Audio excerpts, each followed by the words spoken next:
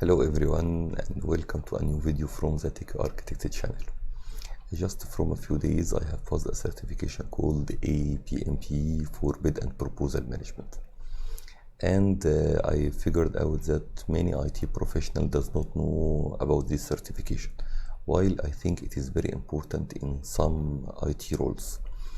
Mainly if you are a sales manager, bid manager, proposal manager, and of course an IT architect who are very heavily involved in any preparation for a proposal. If you are a service provider company or even a consultation company, I think if you are one of these roles, you should be considering such certification. That's why I thought it might be a good idea if I make such a video who can give you an orientation to such certification. So without any further ado, let's dive into this video. So let's start the presentation, and as usual you will find the links for the blog post, and the blog post it is having the links for references and this presentation in a slide share. This will be our agenda for today. First, we'll talk about the introduction for what is the certification and what is the objective of such presentation and who should be interested in this certification. Second, which is the syllabus, and it will take the major part of this presentation, where we'll be discussing a lot of concepts that you will be studying in the presentation if you are planning to do it. Third, we'll be talking about the promoting for Scrum concepts. During this certification, I will find a lot of similarities between how you are managing a proposal and the main concept you know about Scrum. For other procurement certification, which is the last part, while I was trying to certify in this area, I found that there are other procurement related certifications, so I wanted to highlight what is the difference between APMP and other certification. So let's start with our presentation. Actually, the whole objective for me, I was trying to certify my knowledge in bid and proposal management. I have been working in this area more than 11 years. I have been working on the client side most of the time, and also I have worked while I was working in a software company, also while involvement in bidding preparation, bid and proposal preparation. So this is what I was trying to certify. But actually I found the certification is covering the whole business development life cycle, starting from the market identification and what that is the tools that you should be doing using during this market, something like the market identification assessment, and then how you are preparing the account planning for major clients or whatever, and how you should be keeping such data, and what are the tools like the CRM, okay, and how you are assessing an opportunity and doing a lot of competitive analysis about this opportunity and your position in the market, okay, and then how you are, if you are intending to proceed with such opportunity, how you are going to do the planning and doing a SWOT analysis, what is your strengths, what is your weaknesses, and whatever. And then of course you need to move with the proposal planning, proposal development, and negotiation phase. And it is talking a lot about the tools, which even it was some of them were new to me, while I have been doing such work from a long time, but it was very organized. And then till you reach the delivery part and you continue your relation with the customer and keeping the relation in a very, very good state. This is the whole idea of the certification. It is not only coming with only this, but it is also talking about the decisions that you need to take along all this business development life cycle, starting from the market entry decision, opportunity qualification. Yes, sometimes you need to do an early decisions if you are going to continue or not continue with such decisions, and then bid, no bid, and then decisions, making final reviews after you finish, how you are doing the lessons learned. As you can see, it is not a small process, but as any type of certification, it is trying to give you the superset and the best practices and what are the common pitfalls in every practice for this. Not all companies need to adapt all these business process stages. Actually, it is the case of you are tailoring as much of this based on your capabilities, your team, and sometimes you will find people, they are aligning such a process with major clients. Let's say that you are having a government client or a big multi-billion client. You are sometimes adapting your process to your client process. So this is the high level, the content of the course that you will be studying. And it is talking mainly about, for any company, when you are trying to do business with a client. First, you are in an unknown position, the customer does not know and whatever. So what is your target? What is your target is you are moving along with the client from a known position to become a known position to the customer. The customer knows your name, he started doing business with you, then to an improved position and a favorite position. Mainly this is happening because of successful projects you are delivering to the customer. If you moved your position from customer perspective to a favored position, you will find that you are winning the business without even sometimes doing the whole process for preparing a proposal, or either by direct order or sometimes by a very lightweight proposal. It's called proactive proposals. Okay, and you are getting a lot of business from this client. Why? Because you have been positioned as a favored position. Maybe from my point of view regarding the APMP, who should be interested from the IT industry, first the account manager. Account managers, they are very important to understand the business development life cycle, because most of them I found they are really very pushy all the time or whatever to all their team without taking proper decision along the side, and they need to be really very smart during such business development process.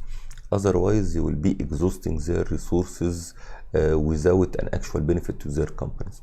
And also there is opportunity or caption manager. It is based actually on the region. Sometimes it is in Europe or the US. It is having such name. And also the sales manager, proposal and bid manager, who is the guy who is actually handling all the activities, starting from the planning of the proposal and the daily follow-ups with everyone in the proposal, handling the production, communication, a lot of stuff. This guy is doing a lot of work in this certification. And of course, the technical architect. Here is the role technical architect. He might be enterprise architect, solution architect, network, or an application architect. It is all based on the type of business or line of business that your company is adhering.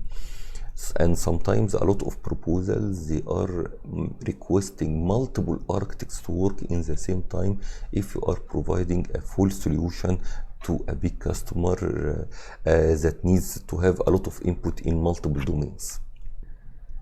Whenever we are receiving a customer requirements, such requirements might be an RFP or an RFI, request for information, or even an email or a phone call from the customer. You are trying to understand from the customer three main items. First, you need to understand what are the issues. What is the main driver for this customer in order for him to invest in a solution for this? You need to understand the motivators, and you need to understand the hot buttons, which is clearly the customer is insisting on solving such issues or whatever. Make sure such hot buttons are addressed in your proposal.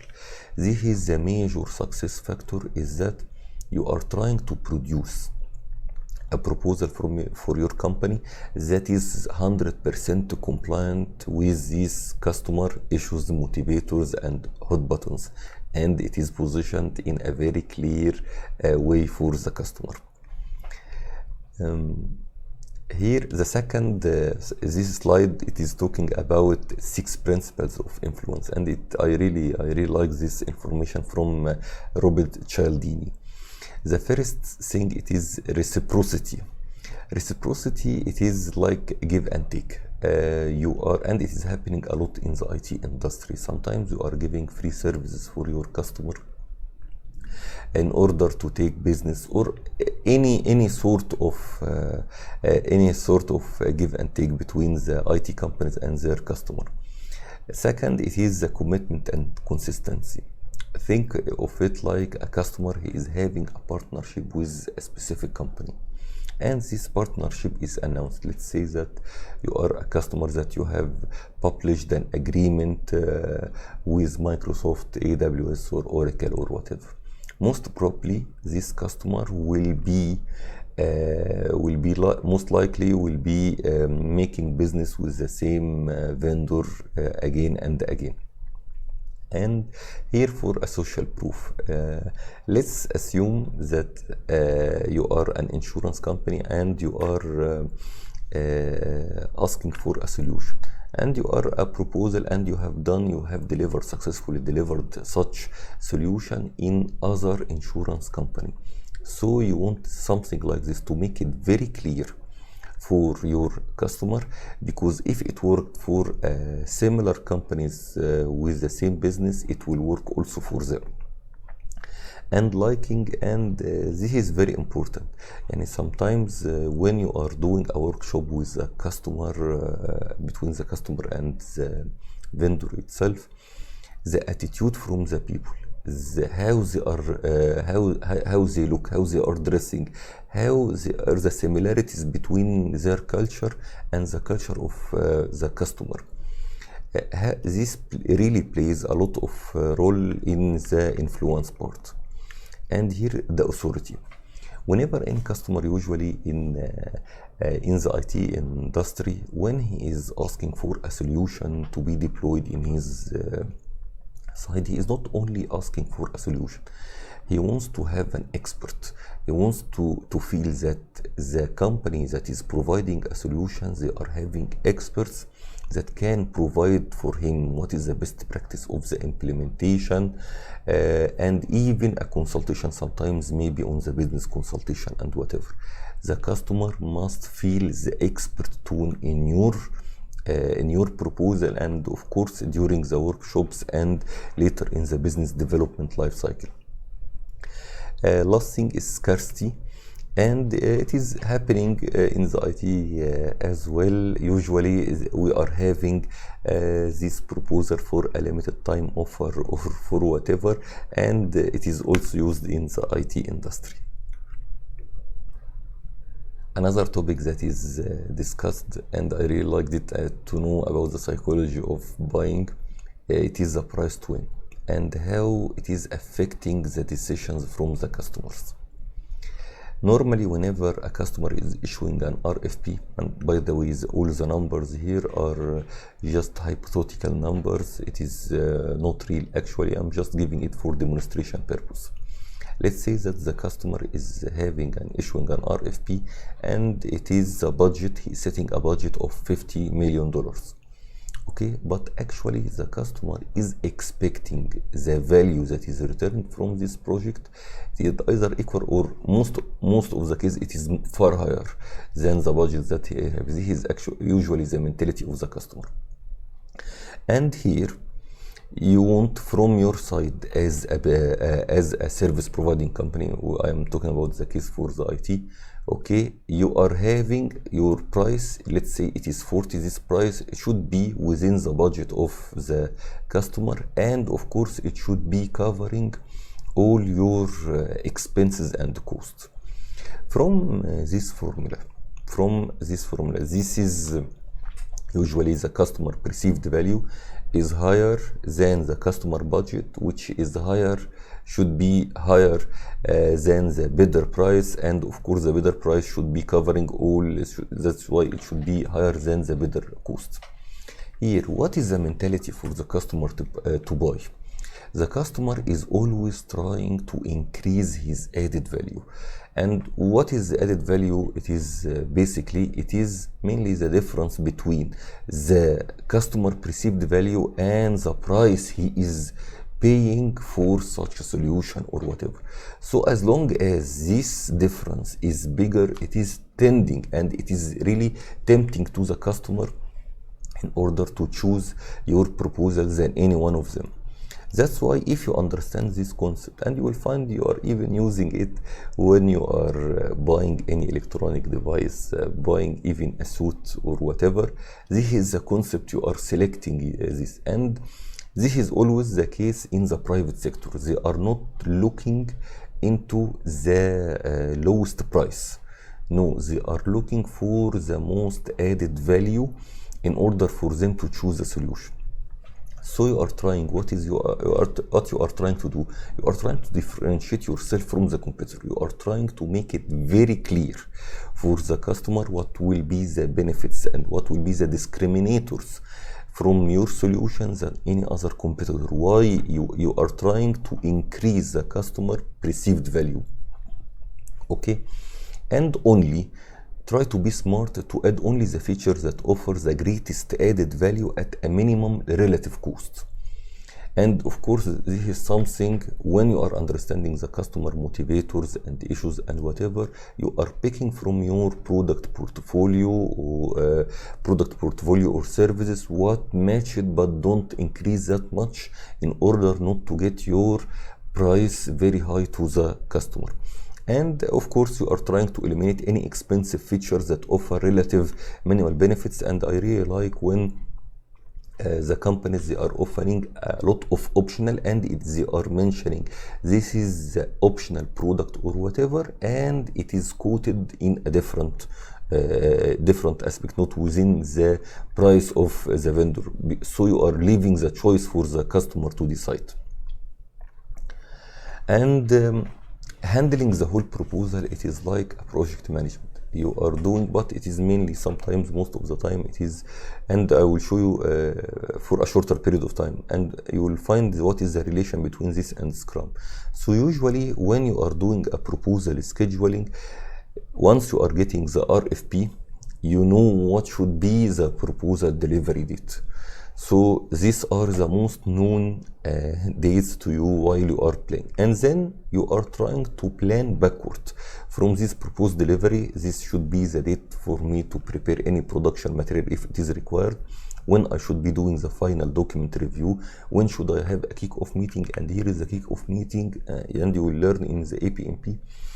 It is actually requiring a lot of preparation in order not to waste everyone's time, to make everything clear for everyone. This is very, very important in the certification, this kick-off meeting. Yes. Here, the compliance metrics and the response. Here it is very important that you are making sure you are covering everything from the customer issues I mentioned, proposal or whatever, and even for other issues. Yeah, something like response regulations. You want to be compliant in something like this. So usually the proposal manager or some coordinators will prepare something is called compliance metrics whenever you are having an RFP. And here it is just a sample, by the way. This compliance matrix, it can have multiple formats, but usually it is an Excel sheet, and you are adding the columns based on your need and what is your plan on using this compliance matrix, and I will talk about this. So here, let's say that when I am reading the RFP, I found that there is a regulations that I need to adhere, something like the technical response should be submitted electronically using PDF. Response deadline, so I am now having the response deadline. Financial proposal should be submitted in a separate physical form in a sealed envelope. Let's say this is the regulations while you are doing. So here, as an example, here I am mentioning the reference in the RFP. Let's say the reference, the first document, it was, let's say it is multiple documents, page 23, and who should be taking care about this? Let's say Muhammad, for all the response regulation. And here for the solutioning, and of course, you know, I am the architect here. That's why I will be handling all the solutioning aspects for this project. So something like it should support horizontal vertical scaling, it should support 99.99 availability and vendor or whatever. So here I am mentioning the reference, and here is the name of the owner, and if we are compliant or not, and here also the response reference. Here this is R for the RFP, and here is P for my proposal. So it is in my, let's say, proposal, the second document, which maybe it is a technical document, and I have answered this item in page 10, and this one for the supporting high availability in page 10 and page 23 or whatever. You see, actually there are many formats for the compliance matrix and whatever, but it is mainly an Excel sheet, and you can tailor it based on your need and what you are planning to use it. And let me give you an example. If you are planning after you use this compliance matrix here, it is very clearly used in the planning for all the activities for the project, and you are keeping tracking if it is finished or not. Maybe after this you will eliminate the owner column here, okay, and you can send this sample to put it along with your proposal. So whenever the customer receives this, he will know that you have addressed all his compliance or his issues, and it is compliant, and where he can easily locate it. You don't imagine something like this, it will really increase your chances for winning the business, okay? And sometimes in other cases, the customer is the one who is providing you a compliance matrix that you need to reply, okay? And in such case, it is far more easier for you actually in the handling. Compliance matrix, it is a must to come in the exam, and actually it is very important in the proposal organization and the preparation. Of course, being an architect, and I don't think there is a day passes by my life without drawing one or two or multiple diagrams actually. But I have learned in these certifications very small items that I have never imagined, and I am planning to change my style in my diagrams. What is this? The effect of the shapes and the lines on your perception and the mood of when you are trying to exchange this information. What is this? It is a sample. If you are having Visio, Microsoft Visio 2019, and if you want just create a sample flowchart, which is very common in the IT industry, very simple. This is the sample that you will be receiving from Microsoft. So the first one, it is the sample. What I have done in the second, without changing anything here in the shapes, what I have done, I have made the lines diagonal directly without these sharp corners, and here also keeping the shapes as is, and they are all curved, okay? So what will be the difference? This is being addressed in the certification, and it was very really very new to me. Here, when you are having the first one, the horizontal and the vertical lines, it provides a sense of stability, and which is really actually very important, okay, in any architectural diagram. And the diagonal lines, they are very dynamic and energetic, but it can cause the customer unease and even to be agitated. And here for the curves at the end, curves are soothing and calming, and the curved line and pacifying for the readers. When I understand these three concepts, I will start changing all my architecture diagrams, at least for me, that I will mainly focus, I will try mainly in the horizontal and vertical, and then I will go for the curved as much as possible before I think of the diagonal lines. This is, by the way, it is a main topic in the certification, and I learned it, although I have been 20 years of experience, but this was the first time to know this concept. And of course here, the lessons learned. lessons learned after every project, and here is after every proposal. They are having mainly for the lessons learned two inputs. First, from internally from the team, and second, you are asking the customer to debrief you. Customer debriefing, which you are getting a customer feedback about your proposal. Okay, both of them they are very important, and they are addressing a different point of view. Your internal proposal, once you are submitting your proposal, you are having an internal lessons learned with the team, and we'll talk about the Scrum because this is the Scrum retrospective. Okay, determine how we can improve our process planning and the development process and whatever. This is what you can do with your team. Okay, but when you are getting customer debriefing, you are getting the feedback from the customer perspective himself, which is actually very important. And by the way, as I mentioned, I have been doing proposal evaluation for more than 11 years right now. And by the rules, and while we are issuing any RFP or whatever, there is a main section for that we can provide customer feedback to all the vendors upon the completion of the bid.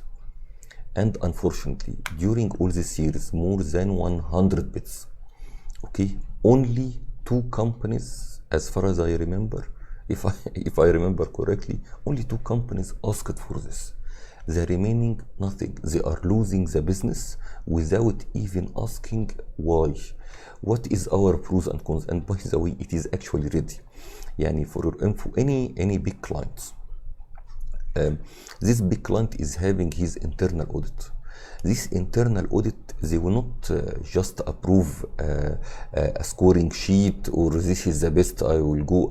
No, they will need through minimum pros and cons. They need to have a comprehensive comparison between the vendor from internally from the technical. So it is actually there for the audit. And please, and I'm asking all the vendor here, especially in the IT, please try first check in the RFP if it is already within the regulation. Always ask your customer if you did not win this proposal. You need to learn from your mistakes. Okay, this part, it is very, very, very important. And I can think and I can feel the pain for anyone who is preparing a proposal. Without such information, it will be actually very hard. Imagine the guy who is trying to write the proposal. He wants to see a proposal archive, how his company, they have presented an archive, a lot of proposals in similar cases. If he can take a copy and paste, there are a lot of templates, there are a lot of information that is there. That's why he needs to have an access to a proposal archive. Past performance database, how we were doing with such a client. If I am new, let's say that I am taking this, I am new assigned to this account, but this account I have been doing a lot of, my company has been doing a lot of business. How this account, what was the performance in the previous project? Do I need to increase the cost on this? How it is being handled? Who is having the decision makers within this? A lot of information regarding performance and the CRM, customer relationship with the customer, is very important for you while you are preparing. And of course, here a question and answer repository. This question and answer, usually you are having a ready-made, because no one knows everything. So if you are keeping a question and answers history from the previous one, it will be really for a very very important for anyone who is preparing this. And imagine also, always there is a turnover for any companies. The one who is new to your company portfolio, new to your account or whatever, they will need all of this in order to prepare a very good proposal. Also, a consultant DP database for the consultant if I want to take the CVs of the consultant and I will put it in the proposal, or I need to contact them in order to complete specific sections in the proposal. All of this is required and should be accessible for anyone, the team who is doing the proposal content planning and writing. The previous part was mainly the contents. Not all the contents, of course. It is most important items from my perspective and its relation to the IT. And here, after I have understand what was the certification, now I can see it is actually very related to the Scrum concepts. This is a diagram. This is a diagram that is actually very standard in any Scrum presentation. You are having product log, you are having sprint planning, Scrum team, sprint backlog. Sprint here is 1 to 4 weeks, which is most of the proposal timing. It is like this. And by the way, there are some proposals we are talking about multi-billion. No, it lasts for multiple months. So planning is very important. Daily stand-up, of course, in the Scrum. Sprint review, sprint retrospective. So this is a standard Scrum presentation. How this is related to what I have new, or what is the APMP telling you how to handle the project. The product log, it is very similar to the RFP. Okay, so the RFP, it is your product log. I need to handle this, is my requirements. For the sprint planning, it is similar to the kickoff meeting, but here is the kickoff meeting. You need to be planning a lot before the meeting. During the sprint planning, you are doing the planning along with the team. But they are very similar here. For the Scrum team, it is actually the proposal contributors. Okay, people who are involved in developing the proposal. And here is the sprint backlog. It is actually your compliance sheet. Your compliance sheet, which is showing the issues and the motivators and what you need to comply. And it is showing most important things first, which is very important while you are doing any sprint product backlog or sprint backlog.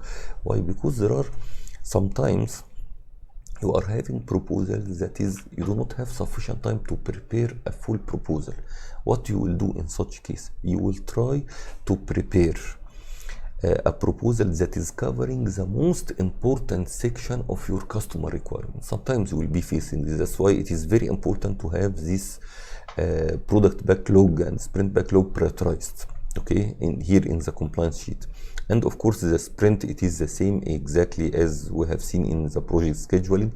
Daily stand-up in the Scrum, it is, you will find a section in the exam or in the study material called daily team management. It is exactly the same, and its purpose, it is actually the same. It is making sure you are keeping tracking of the progress of the project and making sure it is removing any obstacles that you are facing or whatever.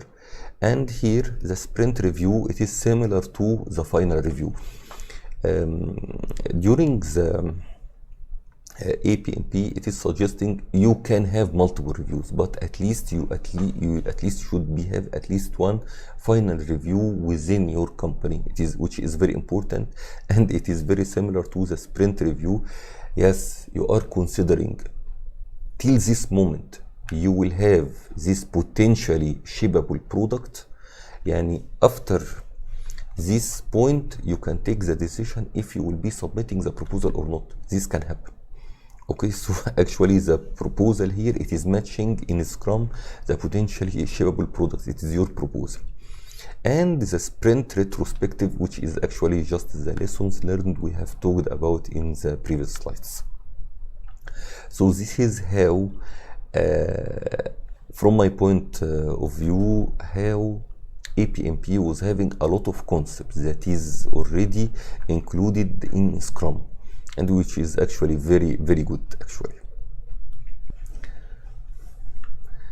This slide I just added because I was trying to certify my knowledge.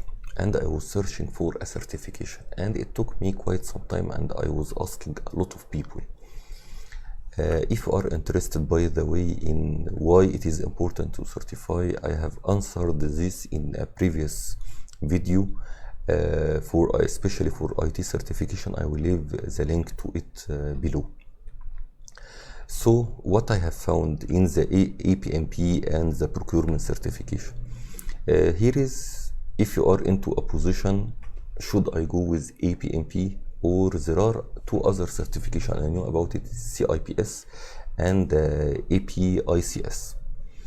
I got this information, and you will find all these links here. They are clickable for the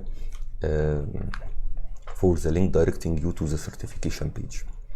I got the second link from my friend in the procurement department, when I was telling him, because we have done a lot of work together along the years, and also we have enhanced the procurement process along. That's why I asked for his help in order for this. So let me tell you what I have reached and why I selected the APMP. APMP, it is mainly for bid and proposal management, but the other certification, it is actually handling different parts. It is procurement, supply chain, inventory management, logistics, and transportation. And even Apex, I think it was providing multiple certification in every area for this. So from the concept here, it is not actually related to the IT, but I will give you some idea at the end. Here it is more suitable for the vendors and the bidders. For the other certificate, it is mainly suitable for corporate customers that is having procurement department. The people in such procurement department, they need to be either certified in either one of them. It will really add a very good benefit for them. For the IT professionals, whom you should be targeting, because there is no clear answer. For APMP, it is suitable for IT professionals involved in the proposal management. And as I mentioned in this video in the beginning, sales manager, technical architect, opportunity manager, capture manager, or whatever, it is very suitable. But actually for the other procurement, it is actually not suitable for IT professional unless you are really working in a very niche